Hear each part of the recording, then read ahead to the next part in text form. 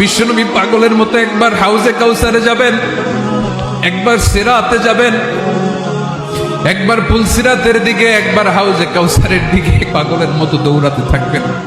তার কোনো গুনাহগার উম্মত যাতে জাহান্নামে ঢুকে না যায়, সেদিন কেউ সুপারিশ করতে পারবে না বিশ্বনবী ছাড়া। এজন্য 5 নম্বরে আল্লাহ বললেন, মান যাল্লাযী ইয়াশফাউ ইনদাহু ইল্লা বিইযনিহি। কার সাহস আছে, কার এত বড় বুকের পাটা কিয়ামতের কঠিন দিন আল্লাহর সামনে দাঁড়িয়ে সুপারিশ করবে? কারো ক্ষমতা, কারো ক্ষমতা নাই। বিশ্বনবী সেদিন সেজদায় পড়ে উম্মতের জন্য কাঁদবেন, সবাই কাঁদবে, নফসি নফসি, আল্লাহ আমারে বাঁচাও, আল্লাহ আমারে বাঁচাও। বিশ্বনবী বলবেন, উম্মতি উম্মতি।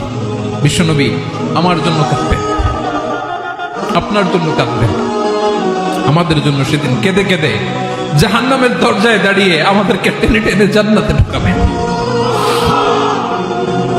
এজন্যই বিশ্বনবীর ভালোবাসা যেন আমাদের হৃদয়ে ভরপুর থাকে। আমার ভাইয়েরা, প্রতি শুক্রবার বিশ্বনবীর উপরে বেশি বেশি যেন আমরা দুরূদ পড়ি। আমরা যখন বিশ্বনবীর সালাম দেই, দুরূদ পড়ি,